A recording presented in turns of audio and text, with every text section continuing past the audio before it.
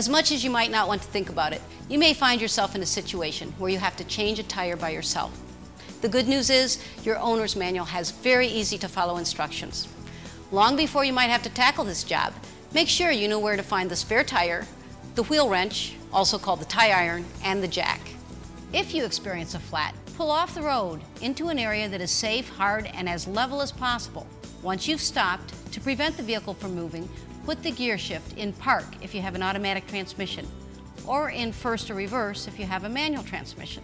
After you've stopped the vehicle and turned on the hazard lights, properly set the gear shift, apply the parking brake, and remove the keys from the ignition, and do not allow passengers to remain in the vehicle. To be even more certain that the vehicle will not move, you should put blocks at the front and rear of the tire farthest away from the one being changed.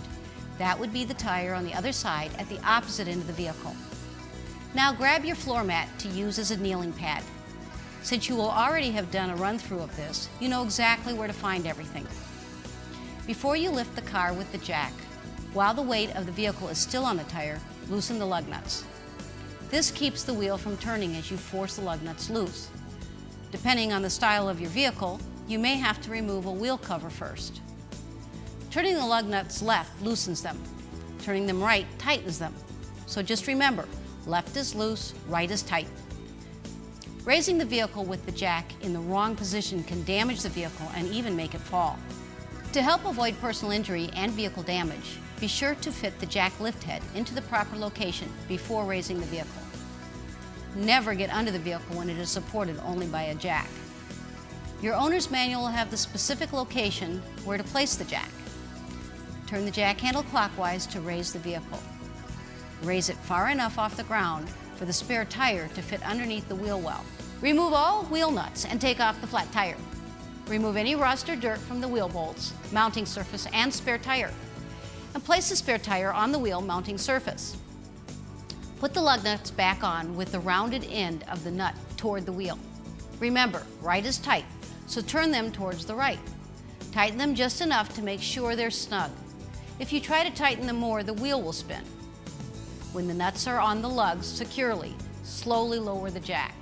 Once the vehicle's full weight is on the spare, tighten the lug nuts, following a crisscross pattern until all the nuts are fully secured.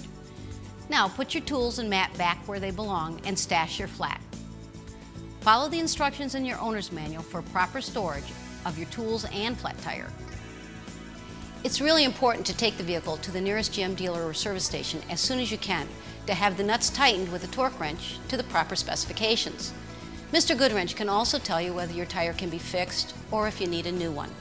If you need a new tire, a trained GM technician can help you determine which brand and model is right for you. Remember, many GM dealers now sell tires. They are the best qualified experts on replacement tires for GM vehicles. To keep your tires in top operating condition and to get the proper new tires when you need them, just see Mr. Goodwrench at one of the nearly 7,000 GM dealers nationwide.